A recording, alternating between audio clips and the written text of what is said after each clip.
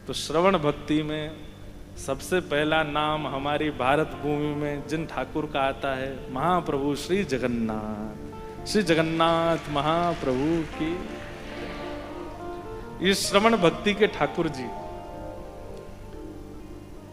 इन जैसा श्रोता नहीं है पूरे भारत में। सुनते तो सब हैं, हमारे राधारमन जी भी सुनते हैं, राधा वल्लभ जी भी सुनते हैं, बिहारी जी भी सुनते हैं, पर महाप्रभु जी का तो एक ही काम है, सुनना। सुनते ही हैं। वो नेत्र ही इतने बड़े कर करके बैठे हैं कि इतने सारे लोगों में मुझे किसी का मुंह चलता दिख जाए कि कोई कुछ बोल तो रहा है, और मैं उसको देख लूं, दूर से सुन लूं उसकी बात क्या है। आपको मुझको नहीं पता चला होगा, पर महाप्रभु जगन्नाथ जी जैसे ही श्रुत कमला कहा है, इतने में ही जोधपुर आ गए और यहां बैठ करके सुन रहे होंगे। देखो वो कोई लाली लेके आई है जगन्नाथ जी को, आ गए महाप्रभु जगन्नाथ। ये सुनने के देवता। भक्तमाल जी में वर्णन करते हैं, एक माली की बेटी वो जब जाती है बैगन तोड़ने के लिए बगीचे में, और वहां बैगन तोड़ते तोड़ते गाती है, अभिनव जलधारा सुंदर धृत मंदार धृत मंदार अभिनव जलधारा सुंदर धृत मंदार धृत मंदार श्रीमुख चंद्र चकोर जय जय देव हरे। श्रीमुख चंद्र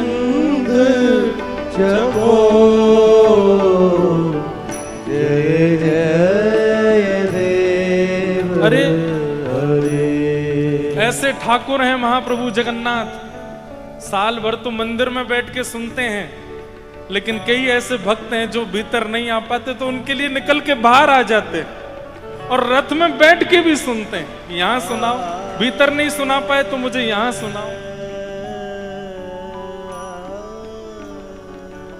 आहे नील शैल प्रवर मत्ता वरुण प्रवर मत्ता वरुण मुआरत नलिने बनकु कर दलना आहे नील शैला। साल वेग वो मंदिर नहीं आ पाया, उसके लिए ठाकुर जी जगन्नाथ रथ पर आ गए और रथ में बैठ करके प्रतीक्षा कर रहे हैं। लाखों करोड़ों की तादाद में वैष्णव रथ खींच रहे हैं, नंदी घोष रथ आगे बढ़ नहीं रहा है ठाकुर जी का। बलभद्र सुभद्रा जी का रथ बढ़ने लगा, आधा मार्ग पार कर गए, लेकिन महाप्रभु जगन्नाथ जी अभी भी श्री मंदिर के सामने खड़े हैं। वैष्णव जाकर के मंदिर के दैतापति राजा आदि सब जाकर के प्रार्थना करते हैं, महाप्रभु जगन्नाथ कोई अपराध हुआ हमसे, आपका रथ आगे क्यों नहीं बढ़ रहा है। महाप्रभु जी आज्ञा करते हैं, अपने घर की छत पर कोसों दूर खड़े होकर के एक भक्त मुझे पुकार रहा है, गा रहा है, और वो मेरे दर्शन नहीं कर पाया आज तक। मेरी भी प्रतिज्ञा है, जब तक वो मेरे सामने नहीं आएगा आज मेरा रथ आगे नहीं बढ़ेगा, उसको बुला के लाओ। मतलब आप करोड़ों का खर्चा कर दीजिए, महाप्रभु जगन्नाथ केवल वाणी से ही रीझेंगे। वो वाणी के श्रवण भक्ति के आचार्य यदि परीक्षित जी हैं, तो तो श्रवण भक्ति के ठाकुर जी हमारे महाप्रभु जगन्नाथ हैं।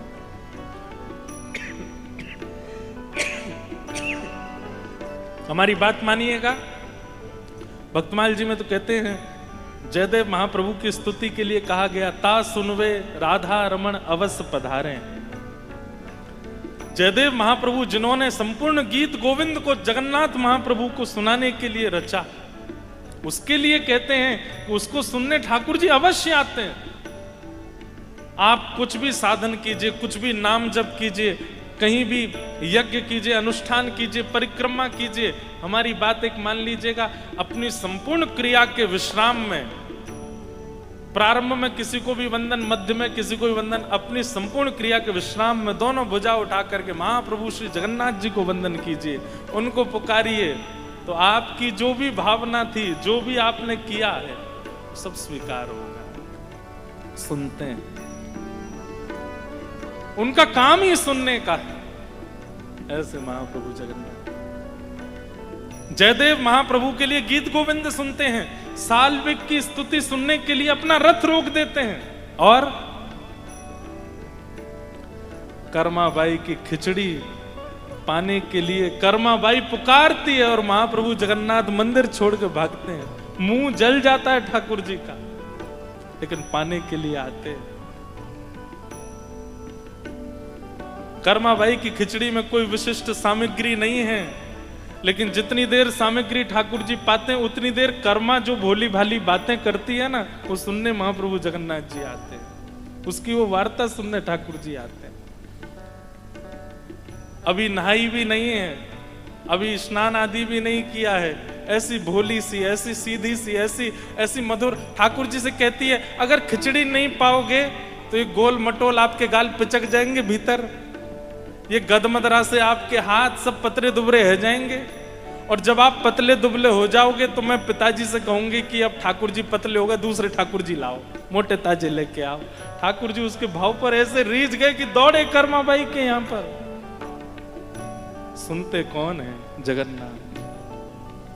जय जय जगन्नाथ जगन्नाथ जगन्नाथ रक्षमा, जगन्नाथ जगन्नाथ जगन्नाथ रक्षमा। जय जय महाबाहो महाबाहो महाबाहो पाहि मां। जय जय महाबाहो महाबाहो महाबाहो पाहि मां। जय जय जगन्नाथ जगन्नाथ जगन्नाथ रक्षमा। जय जय जगन्नाथ जगन्नाथ जगन्नाथ रक्षमा। जय जय महाबाहो महाबाहो महाबाहो पाहि मां। जय जय महाबाहो महाबाहो महाबाहो पाहि मां। जय जय जगन्नाथ जगन्नाथ जगन्नाथ रक्षमा। जय जय जगन्नाथ जगन्नाथ जगन्नाथ रक्षमा। जय जय महाबाहो महाबाहो महाबाहो पाहि मां। जय जय महाबाहो महाबाहो महाबाहो पाहि मां। जय जय देव महाप्रभु श्री जगन्नाथ की। श्रवण भक्ति के आचार्य श्री परीक्षित जी महाराज और श्रवण भक्ति के ठाकुर जी महाप्रभु जगन्नाथ।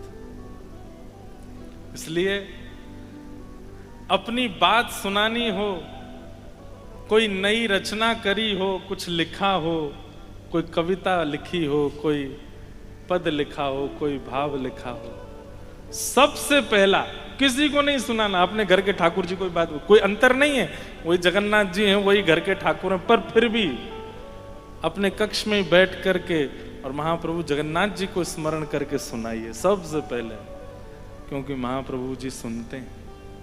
हमारे कल महाराज जी से चर्चा हो रही थी, हमारे पूज्य पिताजी महाराज के गुरुदेव अनंत श्री विभूषित दास के दादा गुरुदेव श्री गरुणध्वजाचार्य जी महाराज, जगन्नाथपुरी हमारा गुरु घर है, वहीं जीयर स्वामी मठ। तो महाराज जी एक बात कहते थे, मैंने उनका दर्शन नहीं किया पर उनकी वार्ता सुनी। इतना सुंदर भाव कहते, बोले महाप्रभु जगन्नाथ जी के आंख देखो कैसी बड़ी बड़ी, महाप्रभु जगन्नाथ जी के नाक भी दिखेगी, महाप्रभु जगन्नाथ जी का अधर भी दिखे, पर कान, बोले कान तो ऐसे ढक के रखते हैं, मुफलर सा पहन के रहते हैं महाप्रभु जगन्नाथ जी ऐसे। क्यों? बोले कान छुपा के क्यों रखे हैं ठाकुर जी ने? उसके पीछे इतना सुंदर भाव कहते, महाप्रभु जी बोले कि अरे भैया कोसों दूर से कर्मा बुलाती है और मैं जाता हूं, और जब मैं लौट के आता हूं तो ये घर में दो लोग और बैठे हैं ना, बलभद्र सुभद्रा, ये मुझे टोकते हैं, किसके यहां जाते हो आप? अरे वो तो ऐसी है, वो तो ऐसा है, वो तो ऐसा प्रसाद बनाता है, वो तो ऐसे रहता है। अरे आप उससे मिलने गए थे? ये उसके पुराने सारे कुकर्म ढूंढ ढूंढ के मुझे बताते हैं। और दूसरी बात कहते हैं कि जब ठाकुर जी जाते हैं किसी भक्त के पुकारने पर, तो बलभद्र और सुभद्रा जी ठाकुर जी कहते हैं, ए जगन्नाथ जी कहां जा रहे हो? तो ठाकुर जी सुनते नहीं है, चले जाते। बलराम जी कहते हैं, आन दे यार, बताऊंगा आज। जब ठाकुर जी भक्त पर कृपा करके लौट के आते हैं, बलराम जी कहते हैं, अरे लाला तो इतनी बार कहीं सुने ना है बातन ने, तो कितनी कहीं रुक जा माने ना है। तो महाप्रभु जगन्नाथ जी कहते हैं, मेरे कान तो ढके हुए, मैं कहां से सुनूं, मुझे सुना ही नहीं दिया, मैं अपने कान तो ढक के रखता हूं, बिल्कुल बंद करके रखता हूं। आपको समझ जाना चाहिए, जिसके कान ही ढके हुए उसको सुनाई कैसे देगा? आजकल बच्चे वो लगा घूमते हैं ना, हेडफोन लगा के घूमते हैं, उनकी मम्मी बुलावे, पापा बुलावे, भैया बुलावे, बहन बुलावे, कोई बुलावे, सुनते ही नहीं है, कान में हेडफोन लगा रहता है, उसमें दुनिया भर के संगीत चलते रहते हैं। ऐसे ही ठाकुर जी महाप्रभु जगन्नाथ जी भी हेडफोन लगा के रखते हैं। किस लिए? कि कहीं मैं किसी भक्त पर कृपा करने जाऊं तो पहले तो मुझे कोई टोके ना, मुझे कोई रास्ते में बतावे ना, कहां जा रहे हैं? अच्छा उस पर कृपा करने, वो तो ऐसा है, वो तो ऐसा है, वो तो ऐसा है। ठाकुर जी कहते हैं, मैं सुन ही नहीं रहा हूं, मैंने कान बंद कर रखे हैं अपने। भक्त ने पुकारा, उसकी बात मुझे सुनाई देगी, उस बीच में मुझे कोई रोके टोके, उसके लिए ठाकुर जी कान बंद रखते हैं। और फिर लौट करके आऊं तो कहीं बलभद्र सुभद्रा यूं नहीं कहें कि हमने रोका था तुम सुने क्यों नहीं, तो ठाकुर जी उनको भी कहते हैं, मैं तो कान बंद कर रखे, कहां सुनाई देता है? सुभद्रा जी कहते हैं, लाला हम तो रोके वो सुनाई ना देवे, रास्ता में तो कोई इतने सबरे टोके हैं, वो तो कुछ, लेकिन कोई कोसन दूर से बुलावे वो तो कैसे सुनाई दे जाए? ठाकुर जी कहते हैं, भक्ति भक्त भगवंत गुरु चतुर नाम वपु एक। भैया सुननी तो उसकी जाती है जो हमसे विलग हो, पर भक्त तो मेरे ही है। मैं भक्तन को प्राण, मैं भक्तन को दास, भगत मेरे मुकुटमणि। भक्त जब पुकारते हैं तो वो तो मेरे भीतर ही निवास करते हैं, उनकी वाणी मुझे सुनाई दे जाती है और मैं जाता हूं सुन।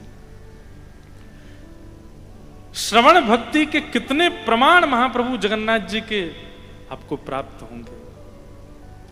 गुंडीचा क्यों जाते हैं रथ पर बैठ करके? अपनी मैया के पुकारने पर जाते, मैया बुला रही है हमारी, इसलिए ठाकुर जी बिल्कुल ऐसे गदमदरा से और ऐसे उछल उछल के कूद के आते हैं ठाकुर। मतलब भक्त ये प्रमाणित कर देते हैं ठाकुर जी कि तुम बुलाओ, जैसे गुंडीचा जा रहा हूं तुम्हारे घर भी आऊंगा, और ऐसे कूद कूद के आऊंगा ऊपर से। और कोई ठाकुर निकल के नहीं जाते अपने मंदिर, सब भीतर बैठे रहते हैं, बढ़िया एक ही स्थान पे बैठे हैं, वहीं श्रृंगार कराते हैं, वहीं स्नान करते हैं, वहीं प्रसाद पाते हैं। तुम्हारी गरज पड़े तुम आके मिल लो हमसे। पर महाप्रभु जगन्नाथ जी तो अपनी स्थिति आपको बता रहे हैं कि भाई तुम पुकारो, हमारे पास तो रथ भी है, खींचने वाले भी हैं, हम उतर के आ भी सकते हैं, पर पुकारने वाला चाहिए। तो मतलब सुनने की स्थिति ठाकुरों में यदि कहीं है तो महाप्रभु श्री जगन्नाथ जी। तो श्री जगन्नाथ जी कौन है? श्रवण भक्ति के ठाकुर है। गीत गोविंद इतना प्रिय है ठाकुर जी को। कोई नित्य अपने घर पर केवल आसन पधरा दे और आसन पधरा करके शुद्ध आसन में ये भावना रख ले कि श्री ठाकुर जी बैठे हैं और तब गीत गोविंद का पाठ करे, कुछ दिन बाद उसको अनुभव होने लगेगा कि ठाकुर जी साक्षात आते हैं, आगे विराजमान होते हैं, पूरी गीत गोविंद का श्रवण करते हैं। ऐसे श्रवण भक्ति के हमारे ठाकुर कौन? श्री जगन्नाथ। फिर मन में भाव आया, श्रवण भक्ति का परहेज क्या है?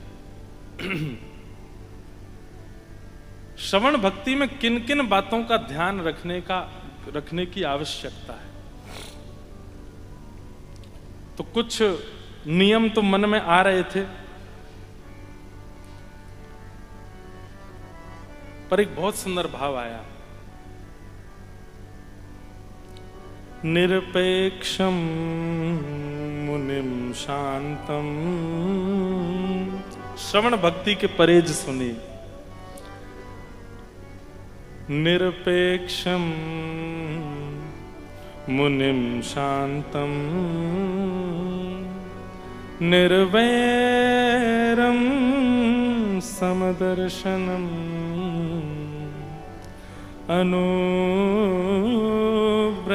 अनुव्रजाम्यहं नित्यं पूये ये त्यंघ्रिरेणुभिः।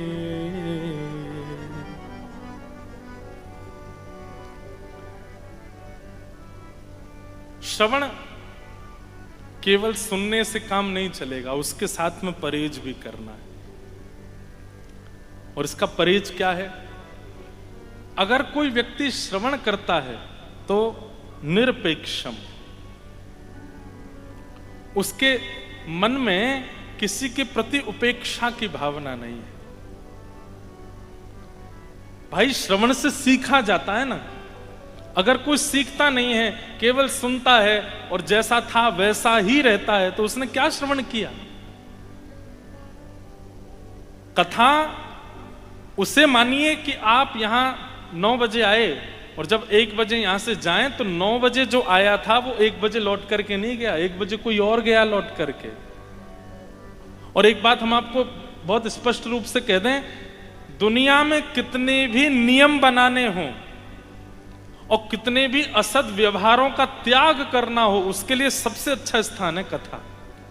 कथा में बैठे बैठे, कथा सुनते सुनते अपने विकारों का त्याग करो और नियम का धारण करो। यहीं बैठ करके नियम धारण कर लीजिए कि मुझे ऐसा आगे से करना है। कथा में अगर नियम सोचा होगा तो नियम होगा, और कथा में यदि किसी कुभाव का त्याग किया होगा तो वो छूट ही जाएगा। बाकी आप कितना भी प्रयास कितनी जगह कर लीजिए, अनुभव से बोल रहा हूं मैं, यहां बैठ करके किया गया त्याग हो जाता है और यहां बैठ करके धारण किया गया नियम भी हो जाता है। क्योंकि कथा का, श्रवण भक्ति का एक स्वरूप है कि जब सत्संग होता है, जब प्रवचन होता है, उस समय यहां बैठे जितने लोग होते हैं वो जो मन में विचार धारण करते हैं उसकी पूर्णता करने की जिम्मेवारी ठाकुर जी लेते हैं। वो पूर्ण होगा। निरपेक्षम। अगर आप श्रवण भक्ति करना चाहते हैं तो इसमें परहेज ये होना चाहिए कि फिर कभी किसी की उपेक्षा नहीं हो, किसी की उपेक्षा नहीं। कई बार ऐसा होता है कि जब हम भक्त हो जाते हैं ना तो हम दूसरों की बड़ी उपेक्षा करने लगते हैं। कई बार हम सुबह जल्दी उठ जाते हैं और कोई व्यक्ति हमसे लेट उठता है तो हम उसको ऐसे हीन भावना से देखते हैं। कितने बजे उठे? हम तो 7 बजे उठे। 4 बजे उठ के बैठ गए थे, हम तो घूम आए, परिक्रमा लगाया है, संध्या बंदन कर लिया, ये कर लिया, नियम कर लिया। 7 बजे तक तो हमारे 10 काम हो जाते हैं, तुम अभी तक उठे ही हो। वो बेचारा इतनी आत्मग्लानि में चला जाता है, अरे भैया हमने कोई पाप कर दिया क्या बहुत बड़ा, हाथ वाथ जोड़ता मैं, क्षमा कर दो। उपेक्षा नहीं।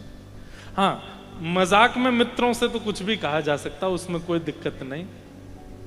पर उपेक्षा की भावना से कि हम श्रेष्ठ हैं और ये अश्रेष्ठ है, ये श्रवण भक्ति करने वाले के चित्त में नहीं होना चाहिए। क्योंकि आप श्रवण करते हो, आप कथा सुनते हैं, आपके चित्त में इतना परिवर्तन भी नहीं आया तो क्या सुना आपने? उपेक्षा नहीं। और दूसरा सबसे ज्यादा अनिवार्य परहेज श्रवण भक्ति करने वालों का क्या है? तो कहा गया मुनिम। मुनि शब्द के दो अर्थ होते हैं। मुनि दो लोगों को कहा जाता है, मतलब कथा सुनने वाला मुनि होना चाहिए। मुनि दो जगह सार्थक होता है। पहला मननम मुनि, जो मनन करता रहता है।